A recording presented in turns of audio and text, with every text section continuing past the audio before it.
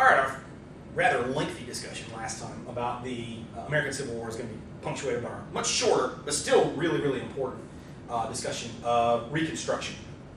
And this is going to be this period between basically 1866 and 1876, where the United States is going to try to put itself back together again after ripping itself apart from 1861 to 1865. So this is going to be our major topic. We are going to be dealing a lot with sort of politics and government a little bit. We're also going to see how this begins to kind of play itself out on the ground level. We're going to talk about what happens to African Americans and white people in the South, and also partly due to the North. When freedom comes, when changes come, what is changing in these southern states, socially, politically, economically, and then eventually, well, what kind of brings this era to a close? So not quite as lengthy, but still pretty important, okay?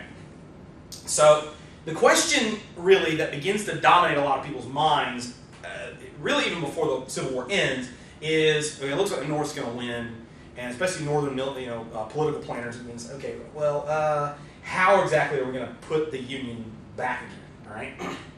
So this whole thing is about this period where the United States tries to reconstruct itself from 1865 through 1877, and there are going to be a series of political and kind of social compromises and back and forths that are going to take place of this, all right? The most obvious effect of this in the South is that the institution of slavery, which had been just so integral, that's how it was, right or wrong, this is just kind of what things were like in the South and affected everybody. Yeah, it's all over. That's it. It's over, okay? Slaves are going to be free, but what then? How are we going to do that? Because we had seen all of Southern society kind of wrapped itself around that kind of concept, okay? Now, the first plan that was put forward really was Abraham Lincoln's plan, okay? And this is what you see in the South with freedom, is huge numbers of African Americans that begin to leave the plantations and begin to search for lost relatives, and you would see a lot of them on the roadways. And you also see a lot of Union soldiers. They're the ones that are going to be sent down to garrison the South and make sure that Southern governments follow the federal law. Lincoln's plan, though, for this is kind of summed up in one of his quotes, which was, "Let them up easy." This is literally what he said in reference to the South. He figures they suffered kind of enough, all right? And it'd be kind of dumb to go and punish them when they're part of us. The South is part of us, all right? He proposed a real lenient plan, a 10% loyalty oath of citizens of a Confederate state. If 10% of the citizens in the state would swear a loyalty oath, that would be enough to get them back in the Union. And of course, the people that swore the loyalty oath, they would be the ones allowed to vote. So it wouldn't take a whole lot, okay? How do you go about freedom, though? This is actually a really, really important point. To us, it just seems real basic. Well, you just free them. You just point the little magic, controller at them and say, set the slave. Here, free. That is one way to do it, and that eventually is the way that they're going to do it. But the problem with this here is slaves were property. They had been ruled that by the Supreme Court, and Lincoln is trying to operate, at this point at least a little bit, within the bounds of the Constitution. And he says, if we go in and we free all these slaves, all these people that have money tied up in the slaves, some of these $400, $800, per person, then that's going to wreck the economy in the South because they're not going to have any of their money. We're basically going to be taking a huge amount of their property, and all the money that we have is just ripping it up. All right, it's going to hurt everybody.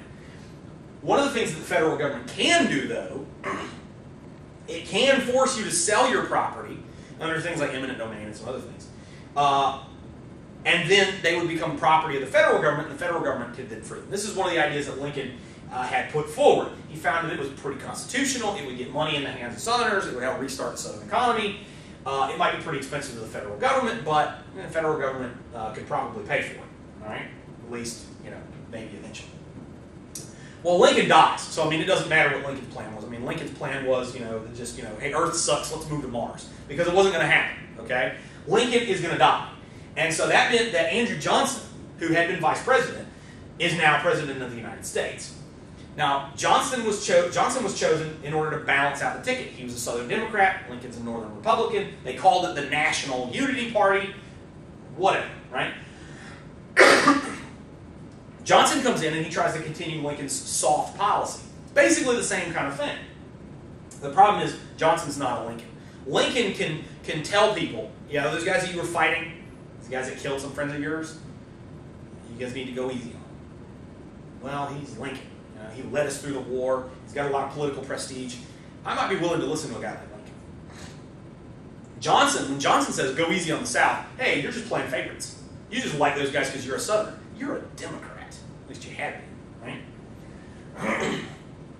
So this is how, in many cases, the same message, when it comes from a different person, takes on a totally different flavor. All right? Johnson's plan a little bit different. It required that the states only had to declare their secession illegal. All right, they had to pass. Okay, we seceded. Yeah, that was not legal. We weren't allowed to do that. They had to ratify the 13th Amendment, which was the one added to the Constitution that barred slavery. So slavery is no longer legal in the United States. All right, and it also kept out any high Confederate leadership. All right, you've been a general in the Confederate Army or something like that, or if you've been in the Confederate government. You can't be in office, because a lot of these states, you just, okay, we'll send our guys back to Washington that had been Confederate senators, and we'll have these Confederate generals be our governors, and Johnson, okay, you can't do that. That looks horrible, all right? So you got to stop doing that, all right?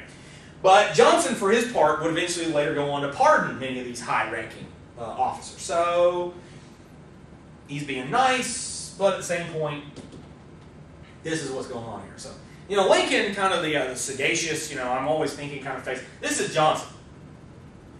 He just doesn't have quite the same personality as Abraham Lincoln.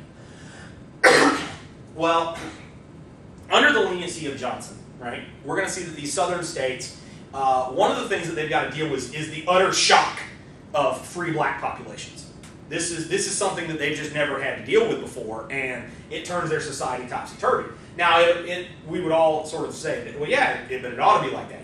People shouldn't be held as slaves. Right.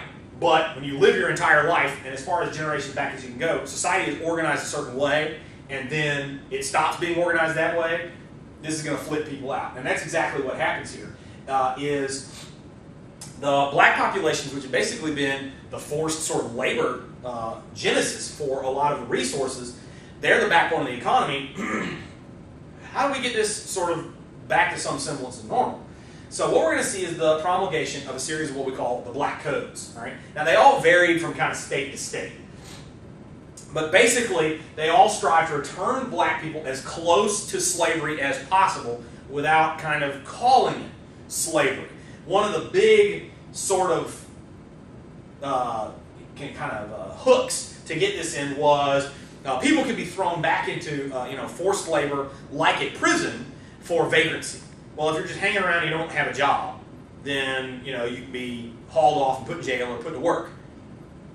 Well, who is that? Is it like anybody walking down the road? So a lot of these are going to disallow black suffrage. They're going to keep people, African Americans, away from the polls.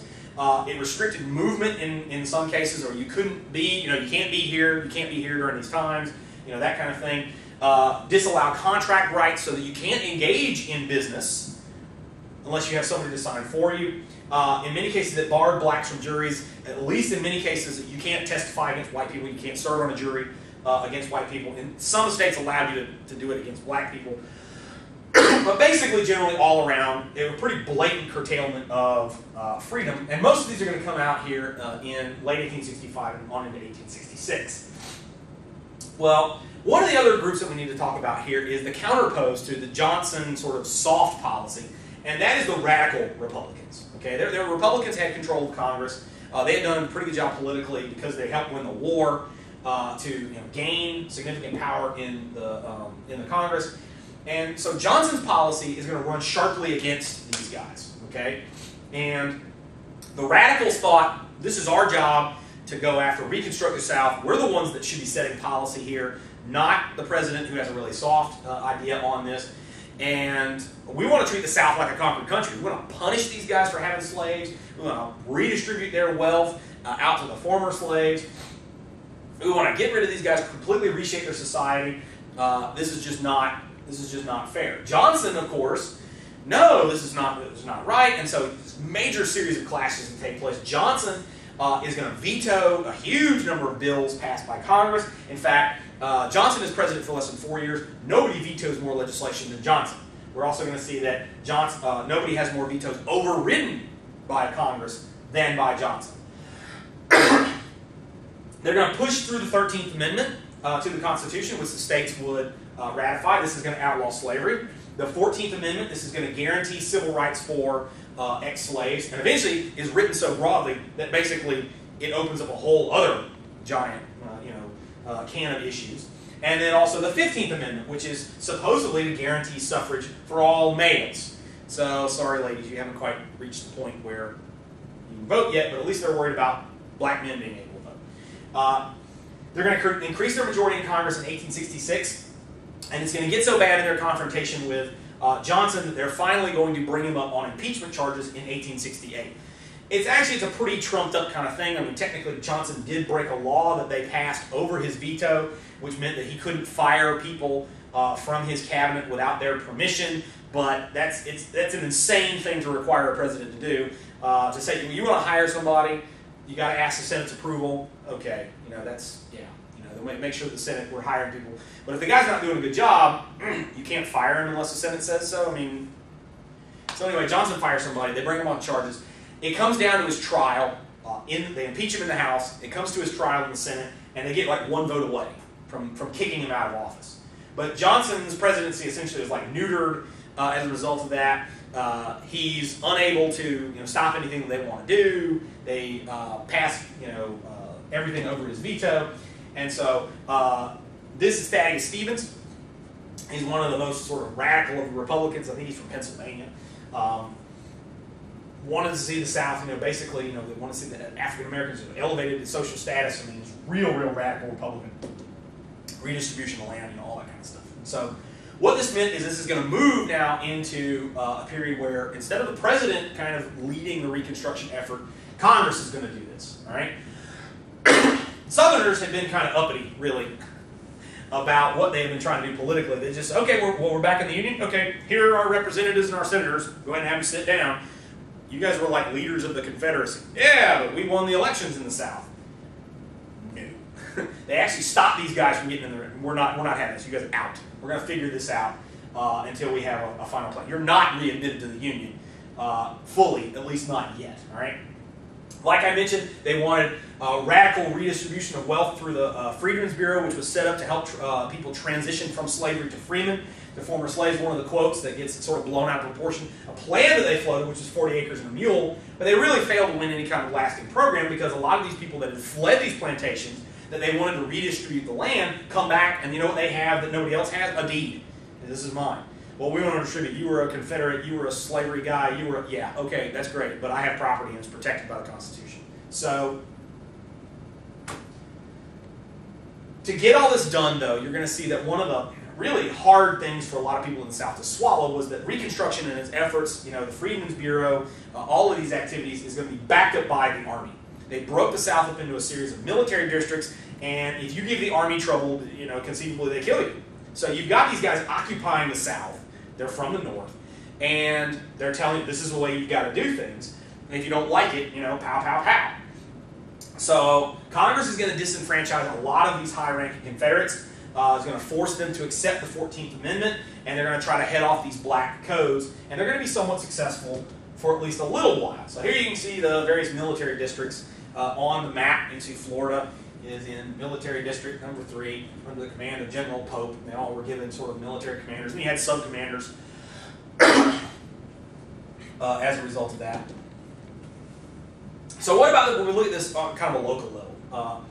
African Americans and their relationship to Reconstruction. All right? Freed slaves were actually really crucial to the overall political strategy of the Republican Party, because basically the idea was, hey look, we're the party of freedom, we're the party of Lincoln, we're the party of liberty, you guys need to vote for us. And then that'll give us all your states' electoral votes, and that'll help us maintain congressional majorities, and we are going to then return that favor by making sure that you're taken care of. All right?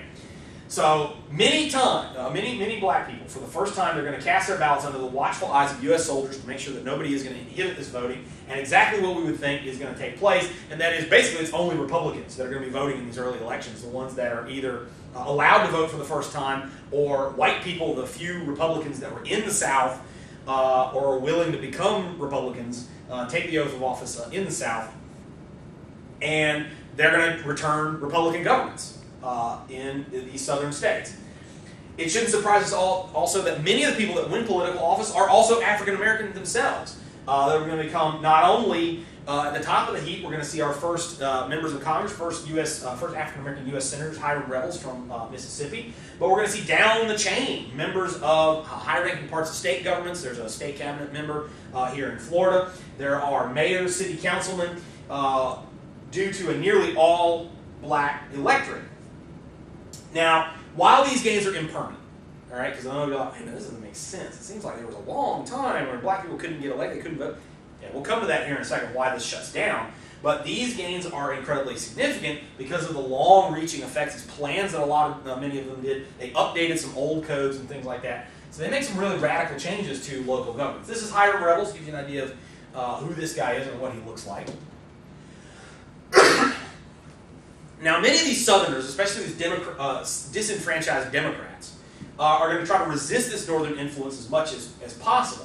Many of them can't vote, or either, I'm going to go and sign an oath of loyalty to the federal government. We just fought these guys. We just lost. Some of them couldn't, before Johnson's pardon, close to the end of his term.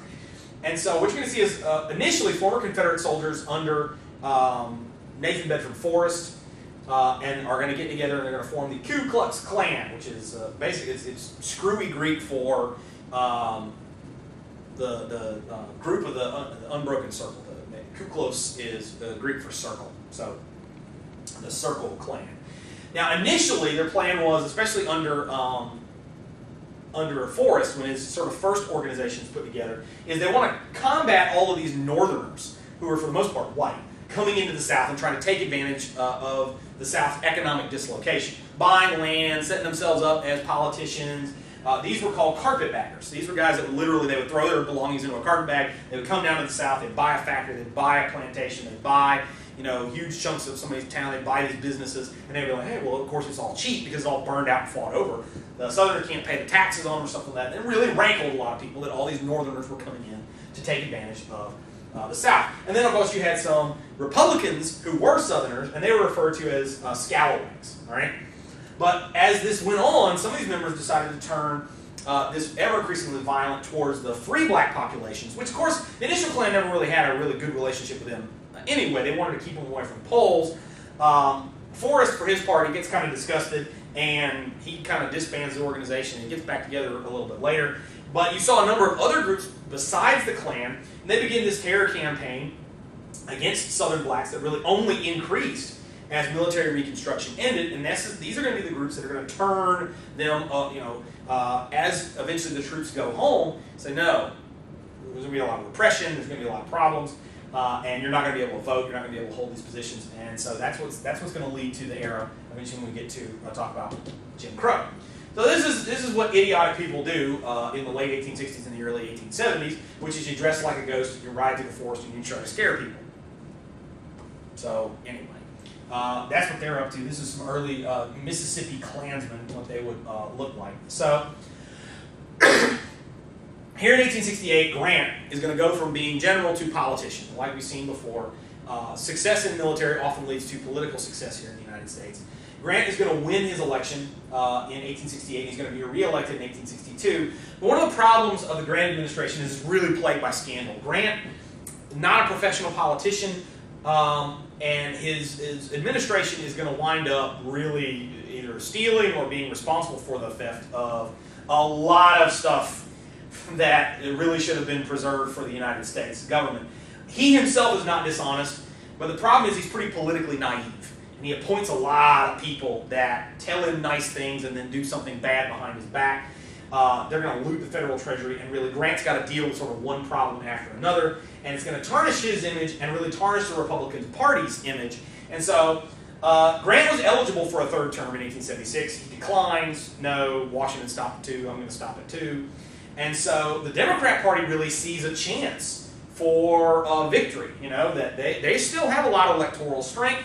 Ever increasingly, we're seeing that more Southerners are realizing that, hey, you need to suck it up, and if you want to be able to not have Republican governments in the South, you need to go ahead and sign up and vote. And the Democrats nominate a guy named Samuel Tilden, and the Republicans nominate Rutherford B. Hayes, And we're going to see it's actually a really razor-thin election that even to this day, nobody can be actually sure who really won it. Because you're going to see disputed votes in 3 southern states, Louisiana, South Carolina, and, you bet, Florida, right? Means that there's a big crisis of who actually won. A bipartisan commission supposedly is put together of 4 Republicans, 4 Democrats, and 1 guy who, he was technically a Republican, but he was supposedly broad-minded. They go into a room and sort out the disputed votes, and big surprise, the Republicans win all of them, you know, like 5-4. And so this is going to hand the presidency to Hayes, all right? But of course, he immediately has got to deal with every Democrat screaming at him. You cheated, you stole the election, you know, how could you, blah, blah, blah, blah, blah. And so he says, all right, look, calm your Democrats down, and we're going to end military reconstruction in the South. All the troops are going to come home.